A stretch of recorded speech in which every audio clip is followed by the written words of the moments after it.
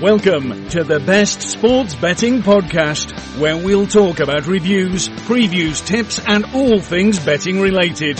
Brought to you by bestsportsbetting.co.za. Now, on to our hosts. How's it, punters? Welcome back to the Best Sports Betting Podcast, where Simon and I are going to unpack some of the recent sporting results, give some betting tips and just talk about some recent sports that's been going on.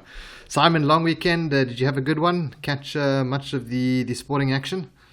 Yeah, I did. I caught quite a lot of the Premier League, a little bit of IPL, and that's about it, really. But it was a nice, relaxing weekend. Yeah, I had a mostly sporting-free kind of long weekend. We celebrated Freedom Day yesterday in South Africa, so yeah, most guys took the Monday off, but.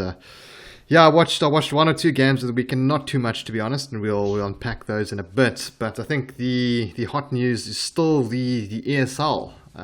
There was news last week that the ESL was announced, and there was a lot of drama around it. A lot of people were upset, and it looks like everyone has pulled out, basically. Yeah. I mean, it's funny because it seemed to kind of have a crash landing before even taking off. I mean, starting with Man City, last week all the English teams pulled out, and there were already fingers being pointed about whose idea it was in the first place, and so on. And it seems that most teams pulled out because of the protests from fans, and players and managers. But football's governing bodies, the UEFA and FIFA, they also threatened to ban teams and put sanctions on teams that align themselves with the Super League. So, I don't see how the teams didn't see that coming, to be honest. Yeah, but it's like they consulted no one for exactly. It's like consulted them, they colluded amongst themselves, and then just spat it out, and they said, "There it is, deal with it." And people don't want to deal with it; they don't want it. Exactly, but I think that there's one thing I think which whether it's a positive or just something worth talking about that will come out of this whole saga, and I think that there is a legitimate concern for the future of football, and I think that there is some kind of restructuring necessary, because if you think about it, I mean, the truth of the matter is that the big clubs across the European leagues, like the top six in the EPL, and then obviously teams like Real Madrid and Barcelona in La Liga, and Bayern in Bundesliga, and Juventus in Serie A, and so on. These big teams, they do prop up the smaller teams financially, and without their support, without the support that these big teams give to the leagues as a whole, the rest of the teams would not all of them at least would be sustainable. So from a franchise point of view, I can understand the frustration of some of these big clubs having to support the smaller ones, through their much bigger sort of investments into the leagues and the structures under which they play. So it's I think although this kind of whole thing came out, sort of reared its ugly head, and there was a lot of ugliness, I think that it's something worth talking about. And it is. Yeah, so I don't know. We'll see what happens in the coming weeks and months. But it's obviously when all the sort of dust is settled, I think that there is some need to come sort of to the negotiation table and see how they can find some sort of happy medium. Yeah, and the Real Madrid, I think the head honcho there, who was one of the chief instigators behind this, is saying that all of these contracts are legally binding, so they can't actually pull out. Which I think, I mean, that's also a bad position to take.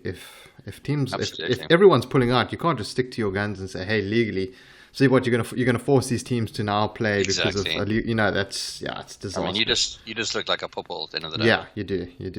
But talk about pooples, we're gonna jump over to some of the Premier League results, and West Ham were a bit of a poople for us last week. I very very much fancied West Ham to get a result against Chelsea. I still think it was the right kind of side to be betting on, even though they lost the game at home 1-0 to Chelsea.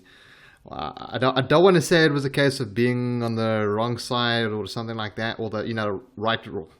I've completely lost it now. It's being on the wrong side, or getting the wrong result, but being on the right side. I think it's Yeah. Look, I mean, I still think that those odds were way inflated on West Ham and worth taking a punt on. But at least we were right with Arsenal Everton. I mean, not only did Everton manage to pick up a point, but they actually bagged all three at the Emirates. And it was the first time since 1996 that they've won in that part of North London. So, and they've actually they did a double over them this season, yeah, if I'm not mistaken, exactly. which is I think also a first, some record first somewhere. Yeah, and it goes to show again. I mean, I've mentioned this, I feel like, a million times on the podcast, but I think when it comes to head-to-head results, I think the records are there to be broken. And although you can take something from it, I think so much changes over the years, and you really shouldn't be scared to bet against these kind of historical trends, especially when the odds are right. Yes, and there's also circumstances that you need to take into account when looking at some of this. So as also mentioned, things like derbies, I think, are quite a decent thing to follow historically, because it's just a different atmosphere. But you're also right with the teams having changed and whatnot.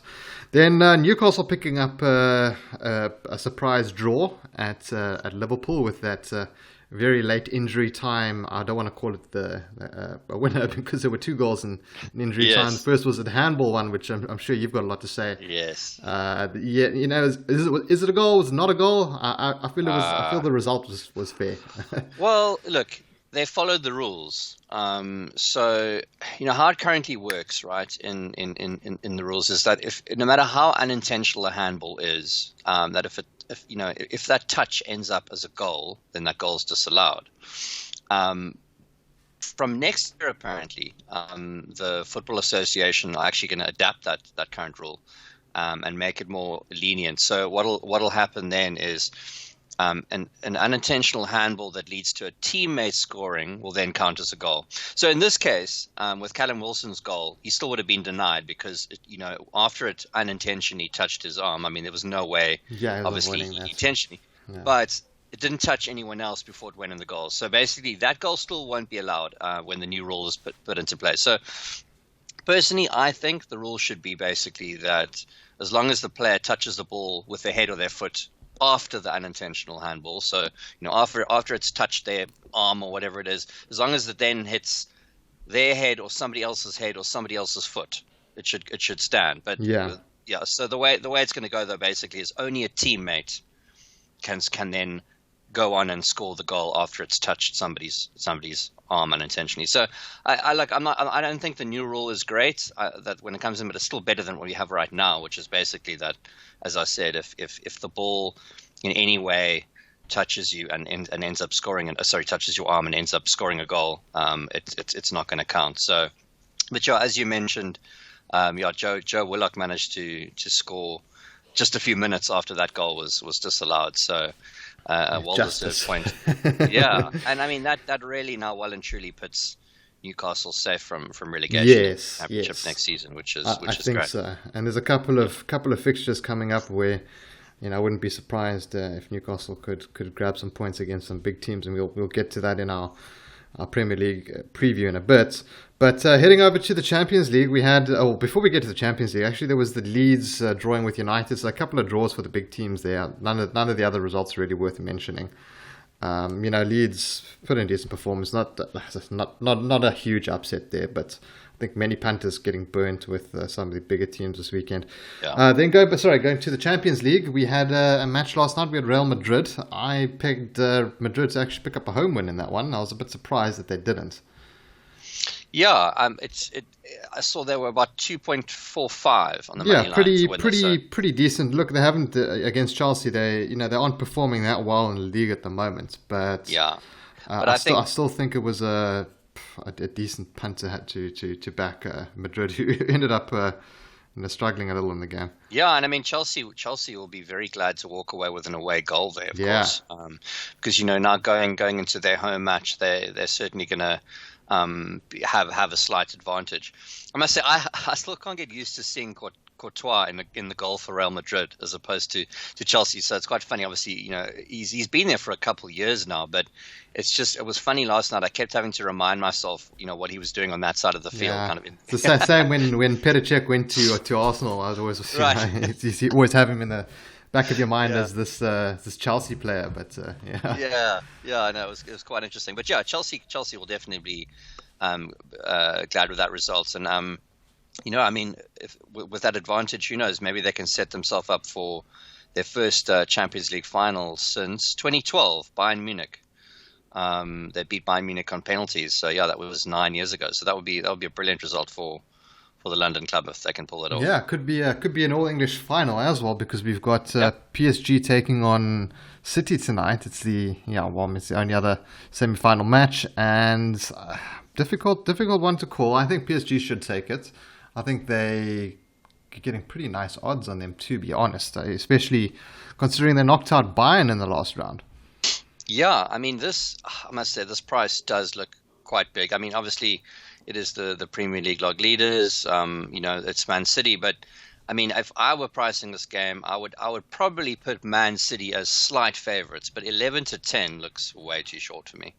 I think the value bet here though might be the draw, which you can get nearly 3-1 on. That does sound pretty good. I was actually looking at the double chance.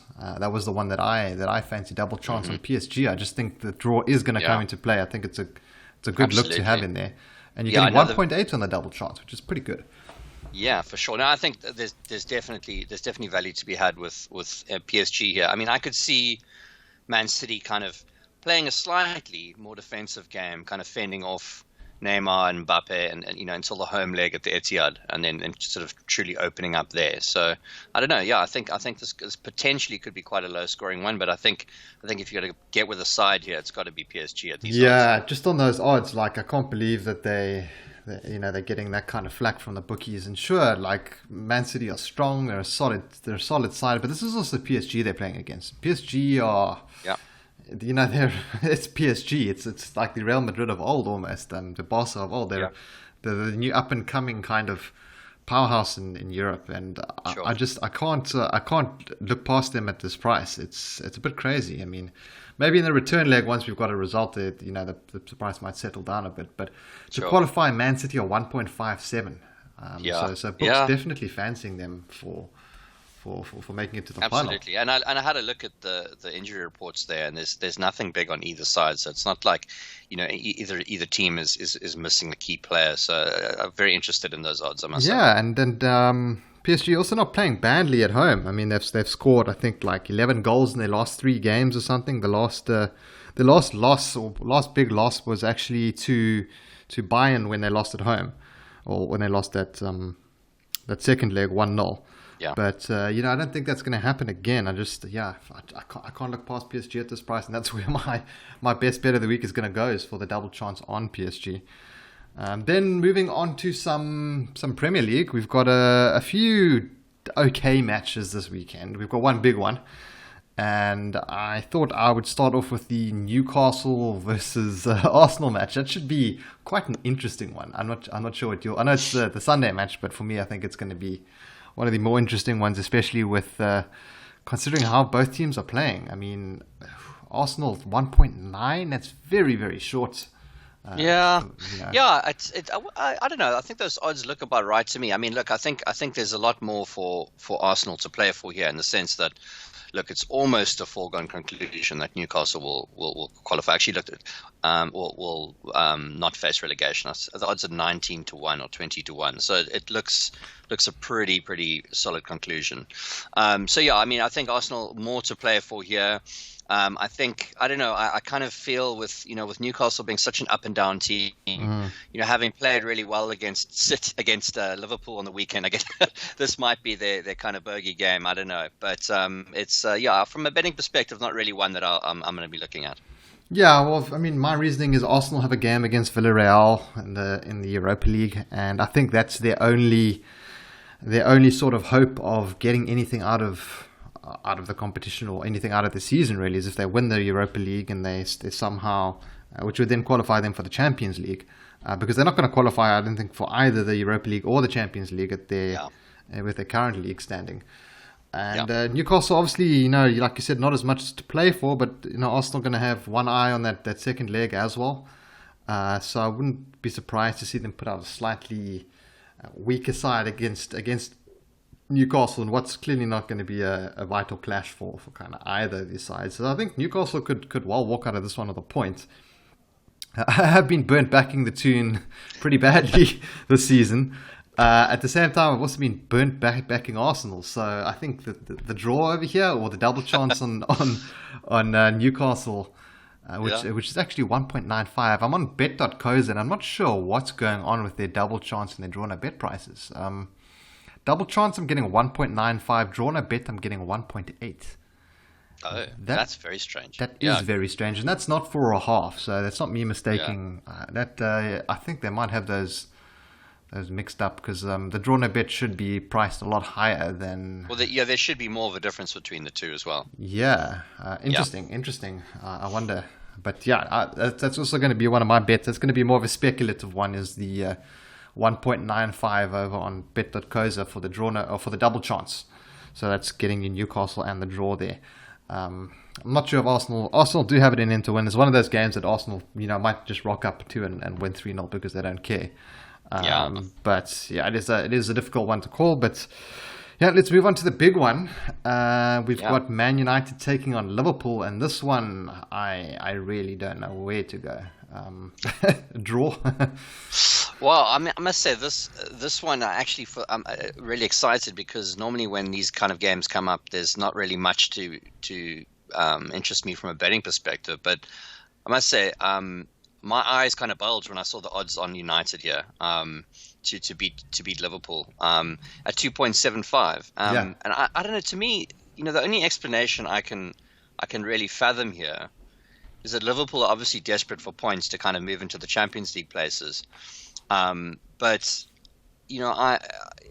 needing a win to me is just not enough of a motivation. I mean, these are all professional. Should be playing to win anyway. Yeah. These are all professional sportsmen after all. They're always desperate to win, and I just think that's a huge price on United. Honestly, I mean, I looked at the injury news as well.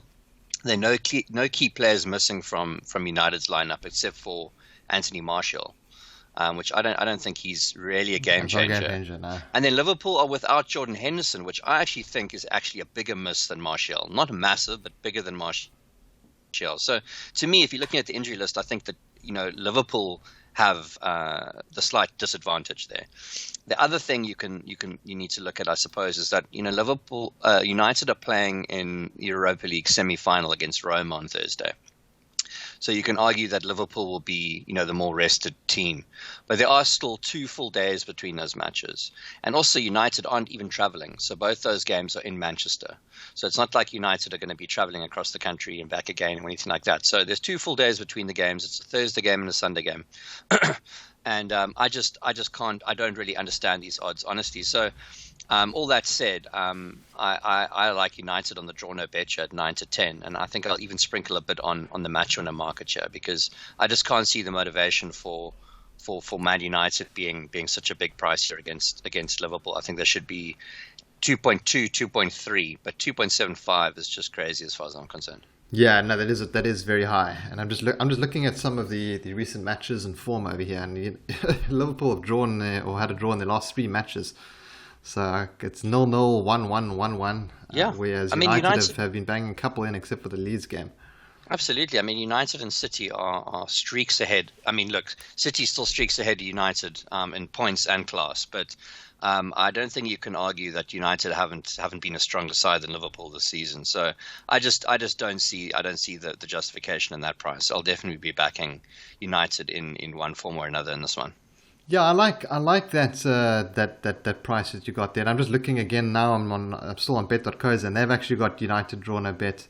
I think there's something really funny going on with these odds. They may be not what they appear to be because I'm getting 0.95 on the draw no bet, but I'm getting 1.57 on the double chance. Yeah, that would be about right because on Sunbets it was even money on the draw no bet, and it's 9-10. With Sporting. So 1.57 does sound about right on the double chance. Okay, I see they've got a strange kind of odds display here. That's why it's a little confusing because they're going through the 1. So their 1.57 is actually it's closer to 6-10. Yes. And it's a very confusing odds display, I must say. Now that I've figured it out, so yeah, one of those things. But I fancy a draw here. I like that draw no bet that you've got there. I think it's a pretty decent price. I think this match is probably going to end in a draw. I think it's going to be end in a draw, under 2.5 goals maybe. maybe both teams to score. But otherwise, I'm just going to enjoy the match. I'm not really going to pick a side. Yeah, no, I think it should be a good one. But as I said, I'm glad to actually find a bet I like in this match, and I'd love to know what the justification is for this price, because I feel like I'm either missing something huge or I'm just completely stupid. But 2.75 looks massive on United to me. Yeah, big price, and I think I will be following you with some of those bets as well. And then not too much else to talk about. So there's a couple of games on Monday: Burnley, West Ham, West Brom, Wolves. So there's nothing too exciting. I think all the action is going to be taking place on Sunday. I mean, there are some matches on Saturday as well, but I think most of those are kind of Chelsea playing at home. Should be a win there. You know, City should pick up a win against Palace. Everton, Villa, I'm not sure there's going to be too many people chomping at the bit to watch that one. Brighton, Leeds, another kind of dull one. So not too much else in the way of football. There is some Formula One coming up. You've been following that pretty closely, Simon. Yeah, so we've had a 2-week break. It's the Portuguese Grand Prix this weekend. So that takes place in Portimao in Portugal. It's actually only the second year the Portuguese Grand Prix will be hosted after a long break. So there was no Portuguese Grand Prix since 1996, so 24 years. But now it's back. Hamilton won last year, and it was a 1-2 on the podium for Mercedes last year. So Hamilton came in first, and Bottas was second, and Verstappen came in third. So yeah, looking forward to this one. I think, with qualifying still coming up on Friday, that's when the grid will be set for the race, and obviously the bookies are kind of reluctant to split the two between Hamilton and Verstappen. So they're both 2.2 odds of 2.25 to win. But Verstappen is always going to be favourite to qualify. Based on the preseason testing. So there were 2 races, obviously. Well, the preseason testing was followed by 2 races, one in Bahrain, the first GP, and then in Imola in Italy. So it's been kind of established now that the Red Bull car is slightly faster than the Mercedes. So you're kind of going to always see Verstappen going to being the bookie's favorite, kind of just ahead of Hamilton for qualifying, and then the race odds will very much depend on where either of them land up on the grid, for the race on Sunday. So yeah, so it should be interesting. But I mean, looking at the betting here, I mean, I can't back either of those two. I can't split them. But it's making the season rather dull in that sense. I think value. You just have to hope that both of them just have a bad race and that your outside pick, which I think if you're picking outsiders this season, you're getting burnt badly. Yeah, look, I mean, I think the season will be more interesting than last season, but I think that at the end of the day, it will often be, it's going to be a Mercedes and Red Bull dominated podium.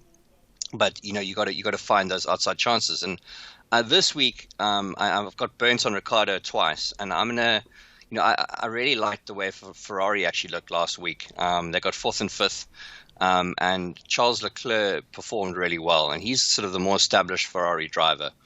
And I actually think, without Vettel as his teammate, I think he's doing a lot better. So you can back him at 3-1 for a podium position. So obviously coming in first, second, or third with bet.coza. And yeah, by the way, bet.coza actually has a huge range of markets available. Yes, I've actually got it up on screen right now. Yeah, podium position, top 6 finish, top 10, fastest qualifier, constructors, first to retire. Quite a few good ones out there.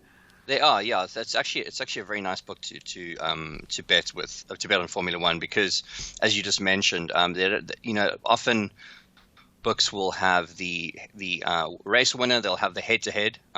So they're kind of like golf. They'll put up races against one another. But the top 6 and top 10 are markets which you really don't find at very many bookies. So, yeah, I mean, if you are a big Formula One fan, I'd definitely recommend registering with bet.coza to play there, because you'll obviously also get your first deposit matched up to 1,000. And hopefully you don't end up with one of those GBets promotions where they don't let you take it. Unfortunately, we didn't get any clarity on that issue that we brought up about, which would be a perfect promotion for this kind of race. I mean, absolutely. But unfortunately, GBet's not really playing ball with us, not responding to us on Twitter. So I don't know. I'm going to give them the moomish for the week.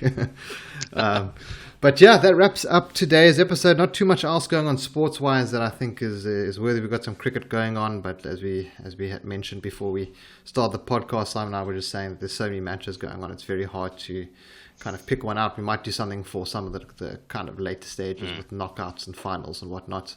But yeah, guys, thanks for tuning into this episode, and we'll catch you in the next one.